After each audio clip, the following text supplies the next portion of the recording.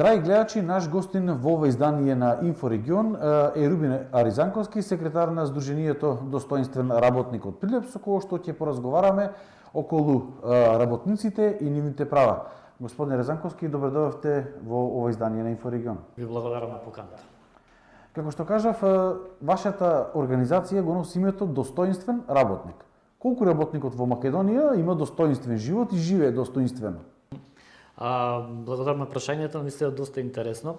Во однос на нашето Сдружение Достоинствен работник, кој што го носи името за достоинство пред се на работникот, е тоа што пред се сакаме да имаме заштита на правата на работниците, но исто така и унапредување на нивните права во организациите, бизнис секторот, а посебно и во јавните институции, кои што навистина достоинството на работникот е спаднато на некое ниво, кое што треба да се зголеми пред се со значење на достоинство, збородостоинство, а со тоа значи работникот да биде како една нишка, една цел во самата организациона единица.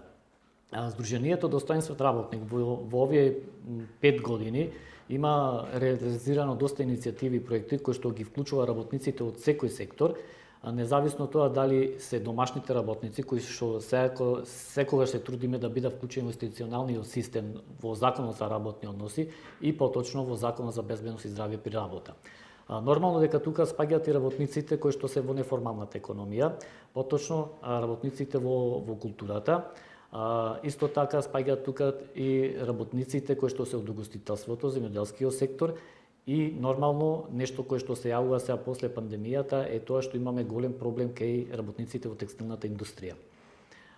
Можам да напоменам дека нашето здружение кое што во овие години даде голем осврт и едукација и обука на многу работници од различни сфери, увидовме дека работниците се уште не си ги познаваат своите права кои што ги дава Закон за работни односи, затоа што тука имаме многу големи прекршувања, иако имаме најава на новиот Закон за работни односи од страна на Собранието на Република Македонија, можам да нагласам дека досега сите поплаки, сите жалби кои што се доставени до нас од страна на работниците се поголемиот дел од текстилната индустрија во нашиот град, каде што пред се прекршувањата се наоѓаат во делот на дискриминацијата, мобингот, а исто така поново и недавањето, недоделувањето на К15, кој што со закон е обврзано да секој работодавач исплати после 6 месеци К15. Можам да кажам дека дел од работничките кои во текстилната индустрија се соочуваат и со проблемот на породилното отсуство, затоа што Закон за работни односи им дозволува на жените да бидат ослободени од работното место, но исто така, значи, со Законот за пензионско инвалидско осигурување им дава можности за сето тоа да биде подкрепено и работодавачот мора да им исплаќа 70% од платата, која што е загарантирана поради тоа што таа работничка влегува во породилно отсуство. Исто така, во однос на делот Законот за безбедност и здравје при работа, компаниите во општина Прилеп моментално можам да слободно да кажам дека ги задоволуваат критериумите, но сепак мора да го почитуваат тој Закон за безбедност и здравје при работа, затоа што е многу важен и со измените на новиот правилник за безбедност и здравје при работа, пандемијата, тоа SARS-CoV-2 или коронавирусот, веќе е влезен во правилникот како професионална болест, која што мора, значи, и работодавачите во иднина, а и со измените на Закон за работни односи да биде вклучено и да биде исто како и сите останати професионални заболувања кај работникот и ковид и коронавирусот. Кога спомнаме коронавирусот, повеќе од година и половина живееме во една криза и пандемија, не само кај нас, него тоа е на светско ниво, полека гледаме дека пандемијата попушта. Кои права беа прекршувани, дали се крше работничките права за време на овие година и неколку месеци што изминаа? Да, влијанието на SARS-CoV-2 го направи значително, значи не само кај нас во нашата земја или во нашата општина, тоа е на глобално ниво. Иако имаше големи отпуштања, моментално само во нашата општина имаше околу 5-6 илјади отпуштања, но сепак дел од работодавачите ги задржуваат и вработените во своите компании, но сепак знаеме дека работодавачите исто така имаат и голема поддршка од страна на владата, кој што ја добива како сет економски мерки кои што му беа доделувани, но сепак имаше и злоупотреба на тие финансиски средства од страна на дел од прилепски компании, но нормално дека тука не се само прилепските, тука се и останатите од нашата земја компанија кои што ги направија злоупотребите и тие средства кои што беа доделени од страна владата кон работодавачите беа наменети за самите работници, а не за работодавачите, затоа што работодавачите имаат посебен фонд кој што може да си побараат поддршка за тој тип на поддршка за да можат да излезат од самата пандемија. Точно е дека ковид го направи своето, можеме да погледнеме дека во изминатата година во делот на старата Прилепска чаршија имаше затворени многу голем број на дуќани, кои што претежно беа бутици, кои што гравитираа и нормално дека тие луѓе останаа без работа, но сепак имаше и некој од дел од дуќанчиите кои што возможија да излезат од тој проблем од самата пандемија кој што го направи своето влијание, е дека можам да напоменам, се изборија во однос на тоа и со тоа излегува дека еве сега денес после една година и пол борба против коронавирусот, можам да нагласам дека спаднуваат и бројот на заболени во однос на заздравени, така да имаме еден вид на тоа, би рекол дека би требало да има повеќе се економска поддршка и од страна на самата општина, кој што мора да дава субвенционирани грантови во поддршка на малите и средните предпријатија, нормално без исклучок на големите компании кои што навистина приходите кај нив се големи, кои што можат и дел од нив да ги покриват и самите работници кои што гравитира во нашата општина. Пандемијата на светско ниво покрај нашето можам да напоменам дека Соединетите Американски држави како една поголомазна економска сила, нормално дека тука не се исклучува и Кина, кои што се големи земји, кои што навистина имаше голем број значително отпуштање на работници, но сепак се потрудија и направија голем ичекор во заздравувањето на нивната економска состојба, каде што сега можеме да забележиме дека подемот на раст на вработувањата е навистина стабилен, но сепак тоа го приметуваме и ние како организација кој што ја направивме анализата минатата година, кое што направивме заедно во соработка со Сдруженијето аналитика од Скопје, увидовме дека работниците во општина Прилеп навистина ги задоволуваат критериумите, ги искористиле сите економските мерки кои што беа стриктно наменети за нив, но исто така и општина Прилеп даде значаен сегмент во справувањето со коронавирусот кој што им даде можност граѓаните да поднесат своји барања за субвенционирање од страна на општината, но сепак тоа треба да продолжи. Лично можам да потенцирам дека коронавирусот не би запрел тука, иако почна вакцинацијата кај нас, но сепак можам да нагласам дека тој вирус секако ќе не остане како домашен, затоа што ќе биде како третиран и сезонскиот грип и она што го напоменав пред малку е тоа што е добро што во правилникот за безбедност и здравје влегува како професионална болест и може да биде значително за заздравување на самата економска на економијата во нашата општина. Тоа се економските репрекусии кои што ги имаше пандемијата, но дали за време на оваа пандемија се кршеа работничките права, освен испуштањето од работа, знаеме? Прекршувањата ги имаше во однос на испуштањето, како што напоменувате, од дел од работодавачите. Имаше прекршувања во однос на, можам да кажам, во однос на недавањето на годишниот одмор, затоа што годишниот одмор беше поврзан точно за време на пандемијата. Имаше дел од работници кои што во поголемите компании, кои што се во ТИРС, во Алинци, каде што навистина дел од тие компании, иако имавме информации дека имало заболени работници, сепак работодавачот дозволува работа, но сепак тоа се одразува на нивната економска слика на самата компанија, која што навистина требаше да ги пушти, да го искористи моментот на годишен одмор и да ги спушти работниците на колективен одмор, каде што ќе му се дадеше еден стимул во однос на тоа. Но сепак прекршувањата не беа значително големи во нашата општина, додека колку што имам информации во останатите општини во Македонија, имаше прекршувања во тоа покрај отпуштањата на работа и делот на недавањето на према законот за материјално обезбедување, затоа што ако 6 месеци работите, нормално дека ви според тој закон следува паричен надоместок кој што се дава од Агенцијата за вработување. Тука имаше една мала злоупотреба, но сепак можам да кажам дека во глобала немавме некои големи прекршувања, но сепак прекршувањата се појавуваат после. Зошто после? Затоа што дел од работодавачите, колку што имаме информации и доделувањето на К-15 се случуваше да се врати назад на самата компанија, но сепак тука имаме еден ишчекор затоа што работниците веќе ги знаат тие работи, се едуцираат, се информираат како дека тоа е нивно загарантирано право и дека работодавачот не смее да го прекршува тоа затоа што мора да одговара кривично и плюс паричен надоместок кој што се е одреден спрема самиот закон за работни односи. Имаат ли храброст работниците ги пријават тие неправилности?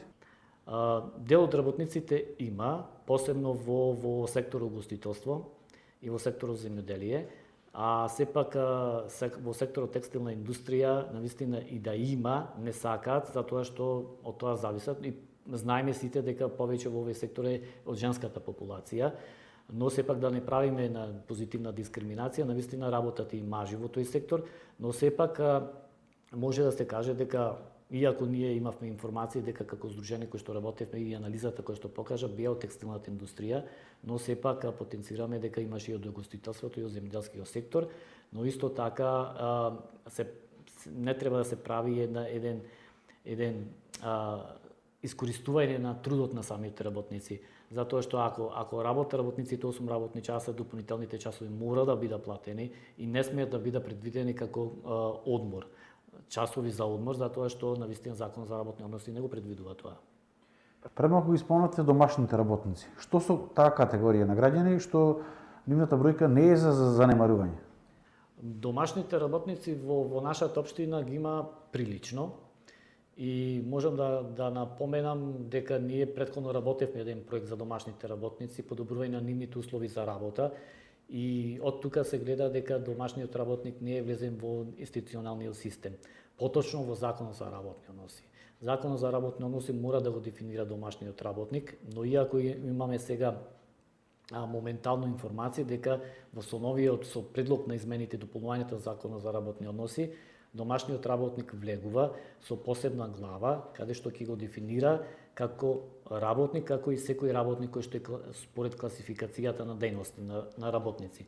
Тоа е многу позитивно, затоа што домашниот работник мора да биде заштитен, мора да биде безбеден, и ако биде безбеден, значи мора работодавачот, тоест оној кој што го повикува дома да го пријави, треба да се знае точно каде да се пријави, а за да се пријави тука е надлежен Државниот инспекторат за труд, кој што тие ги обавуваат нормално и имаат целосно имплементацијата на Закон за работни односи, но исто така и Закон за безбедност и здраве при работа. Домашните работници моментално во нашата земја се околу 10 до 15.000, но сепак тука значи не е таа мала бројка, но сепак ако влезе во институционалниот систем, ете како ќе биде она каде што можат и тие да се изборат во согласно со останатите законски регулативи, како Законот за минимална плата, за да му се дефинира и нивната професионалност и дејност на работа, а со тоа да му се дефинира и минималната плата. Ако еден работник, да речеме, во текстилната или во градежната индустрија е 15.500 денари минимално, сепак треба и овие работници да ги вклучиме во тој систем за да може да ги искористуваат тие кои што се дозволени со законските регулативи, но нормално и со самите правилници кои што ги изготвува Министерството за труд и социјална политика. Дали пандемијата не научи на нешто што виднина треба да се практикува за да не доаѓа до нарушување на работничките права? Пандемијата не научи. Можам да кажам дека почетокот ни беше тежок, затоа што кај нас работниците не беа навикнати за работа од далечина. Работата од далечина веќе кога се воведе со сите оние интернет апликации, Zoom апликации, BGS апликации и така натаму, се увиде дека и образованието може да се вклопи во тој дел и нормално дека и работниците делумно кои што работат пред компјутер сега може да го прават и дома. Тоа е многу позитивно што со новиот закон за работни односи, иако често го кажувам, и тоа е внесено за работата од далечина, за да биде како дел од новиот закон за работни односи и многу е позитивно затоа што на некои работници ќе им даде можност да работат од дома, иако знаеме дека работата од дома е колку толку ограничена. Друго е на самото работно место кај работодавачот, затоа што тука веќе се правел оние информации, дополнителни информации кои што може да произлезат дали независно од при безбедност при работа, дали во однос на прекршување на самиот закон за работни односи, бидејќи на работното место сосем поинако отколку работата од дома, но сепак е позитивно тоа што ќе се вклучи во самиот закон за работни односи. Пандемијата не научи во однос на тоа што полека гледаме дека многу работи се прават преку интернет врските, но сепак физичкото присуство е сосем позитивно. Ако земиме, да речеме пример во земјоделската дејност, како можеме ние работа далечина во земјоделската дејност да правиме? Не можеме, затоа што бара физичко присуство. Работата во земјоделието бара физичко присуство. Нормално дека со почитувањето на мерките, иако се бориме против ова пандемија да ја нема, но сепак, како што кажав на почетокот, дека пандемијата можеби ќе се задржи уште малку, уште некое време, уште година и пол, затоа што ќе даде некои други резултати во однос на економската слика. Економската слика, моменталната, која што ја има нашата земја, е навистина ставена под минимум и треба многу да се работи за да се развива во тоа. Кај нас БДП моментално е паднат на 3%, а ние мора да бидиме до 5%. А како ќе ги направиме таа разлика од 2%, не знам, тоа треба да се праша веќе Министерството за економија, кој што е вода тие економски политики, затоа што навистина работниците кај нас во Македонија се во една ситуација ставени каде што дел од тие имаат, луѓето имаат и земено кредити, каде што мора да се враќаат назад, мора да се работи, а нормално дека ако се работи има приход кој што работодавачот мора да го исплати, а со тоа веќе самиот работник да онам каде што е должен да го исплати својот долг. Пандемијата на светско ниво, оние информации кои што ги имаме ние и со Европскиот центар за работнички прашања од Германија, каде што имаме добра соработка и комуникација, е тоа што тие велат дека во Европа моменталната слика е тоа што повеќето, околу 35% е работа од далечина, каде што тие планираат дека од септември натаму дека полека ќе влезе во нормалното време, иако се предвидува со сами законски регулативи, но сепак работата од далечина мора да остане како опција. Не се знае никогаш, затоа што и ние ги следиме тие трендови, така да се надевам дека што подобро ова го нема, ние можеме подобро да се насочиме кон економското подобрување на условите за работа кај работниците, за јакнување на џебот, народниот џеб, тоест на граѓаните, и нормално дека моментално мора да имаме сега еден пресврт на нови економски мерки кои што до септември би можеле да дадат една финансиска инекција на самите граѓани, затоа што им треба навистина голем корист, финансиската поддршка е многу значајна за секој, а со тоа се гледа дека граѓаните кај нас се навистина многу ставени во завидна ситуација која што мора да се подобрува таа економска слика. Да се надевам дека ова ќе биде на позитивно, дека владата ќе размислува на економските мерки се во наредните месеци, години, како што му престојува од самиот мандат, и воедно исто така да внимаваме дека и работодавачите мора да го зголемат навистина. Платата мора да ја зголемат, минималната плата мора да се зголеми во нашата земја, затоа што со тоа, бидејќи треба работодавачот да свати дека работникот го донесува приходот, а не обратно, затоа што ако не се работниците, работодавачот е ништо. Бидејќи тие се оние пчели кои што го прават нештото, го прават медот, за да може самиот работодавач само да го пласира производот. Затоа треба да го цениме достоинството на работникот пред се, а со тоа да дадеме можност за вклучување и на нов кадар кој што навистина треба да се зајакнува во делот на економијата и во нашата општина, а и во нашата земја. Како еден од главните механизми заштита на работничките права во секоја компанија се синдикатите. Колку кај нас функционираат синдикатите и како? Синдикатите навистина е многу обемна тема. Кај нас синдикатите се од 90-тите години наваму. Функционирањето на синдикатите не е како граѓанско здружение. Затоа што синдикалните организации се посебна организациона единица која што ги формира кој што ги дава самиот закон за работни односи, каде што дава можност на работниците да формираат или да бидат членови во синдикални организации, но пред се мора да се направи синдикална организација на ниво на работодавач, па за да дојде до таа гранка, независно да речеме угостителство, земјоделие, текстилна индустрија, а ние знаеме дека во текстилната индустрија многу слабо имаме синдикати, кои што навистина тука е оне голем проблем кој што мора од тука да произлезе, каде што самите работници ќе одадат својот глас, самите да го избираат својот лидер, самите да го избираат своето раководство и пред се да знаат што сака пред кога ќе стапа пред работодавач. А ако прават штрајк, да знаат зашто го прават тој штрајк, бидејќи сето тоа го дава самиот закон за работни односи. Кај на синдикатите повеќето дел од луѓето ги таргетира како синдикати на политички партии. Ако да речеме дека сега ако ова владина коалиција е блиска до овој синдикат и то така го прават тие трипартитниот договор, каде што и тој трипартитен договор го вклучува економско-социјалниот совет на национално ниво, каде што се вклучени синдикатите, работодавачите и Министерството за труд и социјална политика како представник на владата. Тоа значи дека мора да се почитуваат сите синдикати репрезентативни, бидејќи законот предвидува репрезентативност на синдикатите.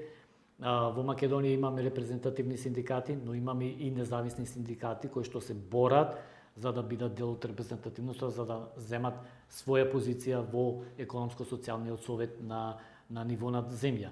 Моментално, доколку зборуваме на тоа како функционира советот, можам да кажам, ние како организација, како здружение, редовно бараме и инициираме до локалната самоуправа да се формира економско-социјален совет на локално ниво, каде што ќе ги разгледуваме сите проблеми на работниците на локално ниво. Нормално дека тука ќе бидат вклучени самите работодавачи, но исто така и општината се јавува затоа што мора да биде тој трипартитен, за да од тука ако произлезат идеи, предлози, мерки кои што ги таргетира граѓаните на самата општина да биде презентирана на повисоко ниво.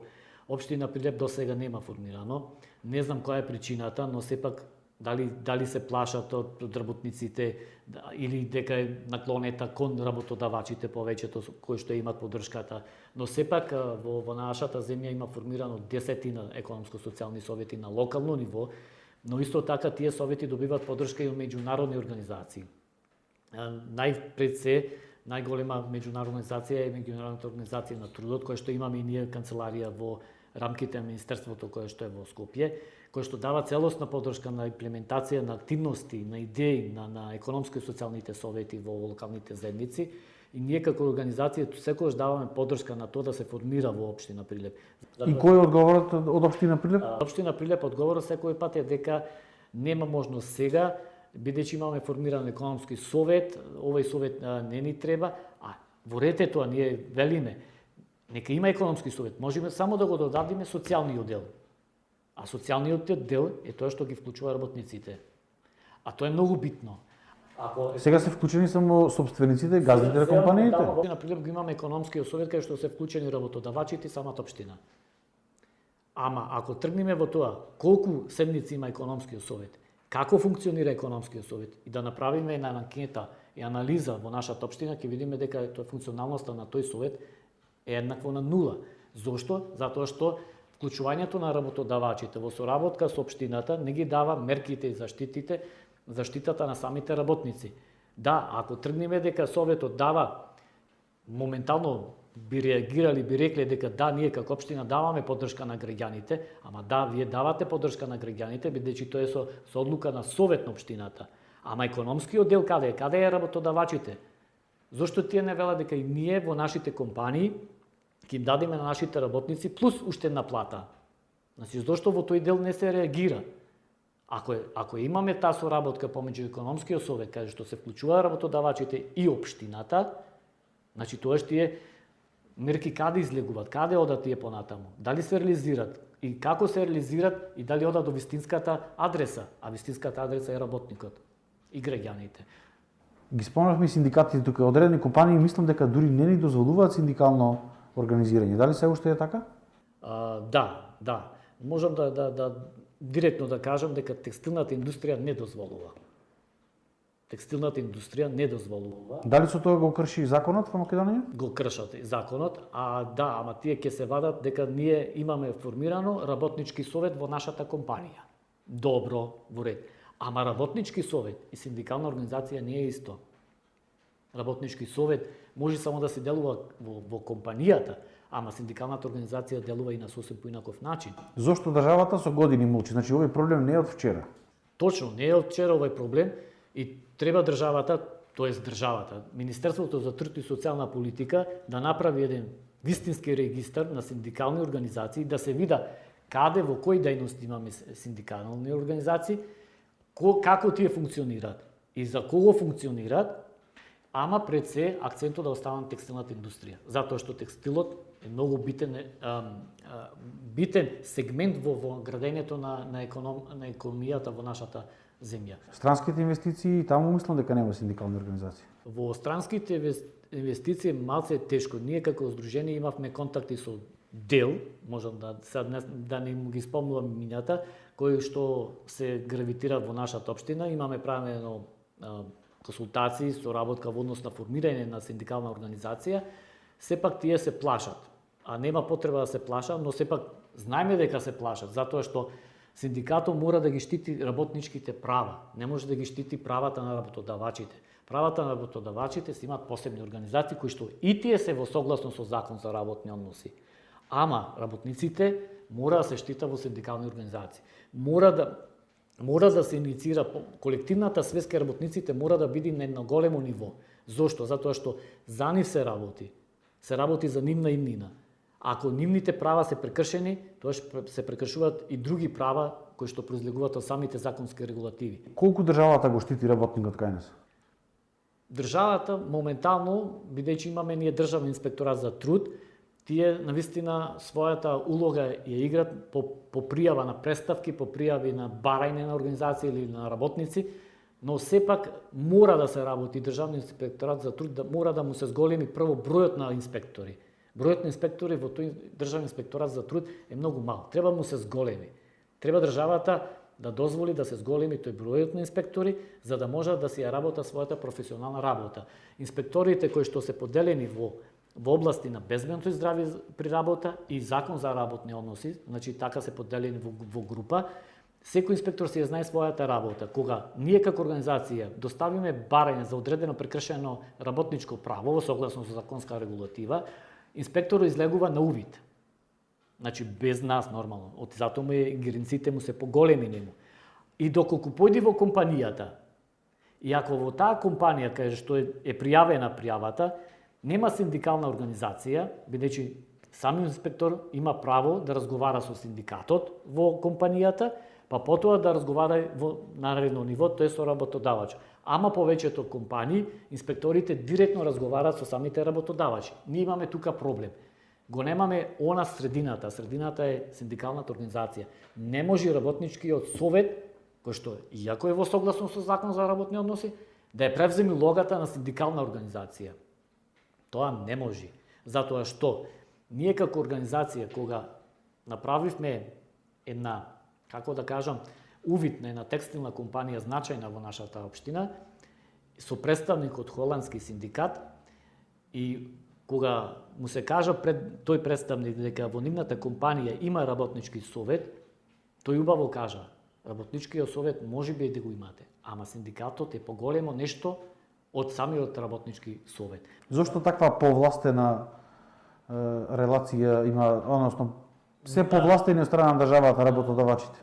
Работодавачите се повластени затоа што ако тргнеме во аспект на тоа како државата ја дава поддршката и на кого му ја дава поддршката и обратно, одма се јавуваат компаниите, фирмите. Ако тргнеме така, зошто поголемите компании финансираат, поддржуваат, да речеме, кој што се јавува да рече Министерство за култура прави некоја културна активност која е значајна за нашата земја, компаниите први страчуваат за да дадат свој белег општествена одговорност. Ако даваш ти општествена одговорност, тоаш кај ти општествената одговорност према своите вработени? Да, во ред е да ја поддржиш културната иницијатива или социјалната иницијатива, ама прво треба да тргнеме од својот. Значи, општествена одговорност мора да имаш внатре, па за да изнесиш надвор. Сакате да кажете дека под плаштот на општествената одговорност си купуваат одредени бенефиции кај државата? Да. Ние имаме такво мислење, затоа што ако тргнеме од економските мерки, поголеми имаат работодавачите отколку како што треба да има работникот. И исплатата на поддршката кој што ги даваш овие сите сет економски мерки од страна на владата, требаше да бидат директно исплатени на самите работници, не на работодавачите. Ние затоа немаше да имавме ваков јаз помеѓу работниците, па после па вика управата за земјни приходи да се врата средствата, па овие па не, па ние ги пуштаме ваму, а сепак се случува. Значи, подобро државата ќе беше да ги дадеше директно на адреса на самите работници, на нивните сметки, отколку на сметките на компаниите, каде што тие целта не исполнија она кое што требаше да ја дадат спрема самите ветени економски мерки.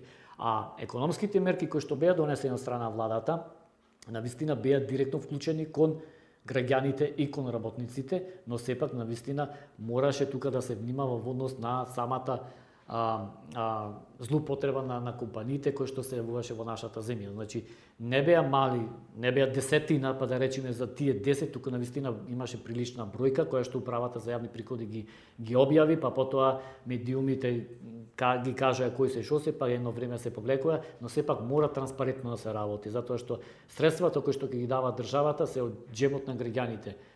Тие не се од никаде, тие не се донесени од некои светски компании, па ајде са ние ќе ги даваме. Значи, сите средства кои што ги собира од даноците на граѓаните, а истото важи за самите компании во нашата општина. И општината мора да знае дека секој наш граѓанин кој што дава плаќа на општината, дека тие средства ги поддржуваат локалната каса, ама општината треба на транспарентен начин, на објективен начин да им излезе во пресет и навистина им помогне во заздравување на економијата, но исто така заздравување на самите и подобрување на работните услови на работниците во прилепските компании. Навистина треба да се прошета, не треба да се плашат самите работодавачи во однос на тоа сега иде инспектор, па ајде сега крите ги овие што не се пријавени или така. Не, треба транспарентна. Ако една компанија работи во согласно со законските регулативи, таа никогаш нема да има проблем со самата држава. Затоа што државата може да увиде, а исто така свесно знаа компаниите дека има голем број на фондови кои што се поддржуваат сет мерки, сет проекти на компании и фирми, но исто така да не ги заборавиме и малите и средните предпријатија кои што навистина заслужуваат процентуално да бидат застапени и поддржани во нивните преработувачки капацитети, но и создавање на нови каде што може да се вклуча голем број на нови кадри кои што би биле вработени во нивниот сектор. За крај за овој разговор би сакал да се вратим повторно на оно прво прашање. Значи, животот на македонскиот работник не е така достоинствен како што некои мислат. Кратко, како да се подобри таа слика? Подобрувањето на условите за работа мора да биде во согласно со закон и со устав. Значи, тоа е загарантирано право на секој. Сега, тука имаме еден јас кој што се кажува пак она што да го повторам во однос на работодавачите. Работодавачите мора да знаат дека работникот е пред се. Работникот го дава она што треба да го направи самата компанија во однос на, ама компанијата мора да им врати на работниците. Со тоа значи пред се да им се цени трудот, достоинството, да не бидат дискриминирани, а воедно исто така значи и да се борат за, иако се работодавачи, за нивните права, затоа што имаме примери доста од регионот, кој што дел од работодавачите знаа како да ги мотивира своите вработени, исто така компаниите, иако дел знаеме дека во Прилеп има компании кои што ги мотивира вработените, но прашањето се поставува секој пат како им дошла идејата една компанија да направи нешто за да ги мотивира работниците, затоа што еден работник ако се прогласи, да речеме во месецот дека тој работник дал жртва и така натаму во однос во позитивна смисла кон компанијата, но сепак треба работодавачот да знае дека работниците се освен да нема злоупотреба на нивниот труд. Затоа што трудот треба да се цени, да се вреднува и да се бодира онака како што треба. За секој вреднуван работник, работодавачот мора да најде соодветна мерка како да биде промовиран, унапреден и со тоа да им се цени секој пат во согласно со законите, а со тоа и да им се даде можност и на новите кадри за да увидат дека навистина тргнало нешто напред. Работничките права нема да застанат тука, тие секој пат се борба и треба да биде борба, но сепак ги охрабруваме сите работници да размислуваат кон формирање на синдикални организации, а со тоа доколку има некои проблеми, пречки, слободно може да не информира нас, ние сме достапни, така да во секое време за работникот, во секогаш, затоа што работникот пред се заслужува поголемо внимание од еден политичар. Господин Ризанковски, ви благодарам за одвоеното време и за овој разговор. Ви благодарам и јас вас. Драги гледачи, тоа беше интервјуто со Рубин Ризанковски од Сдруженијето Достоинствен работник. Се гледаме во наредното издание на Инфорегион.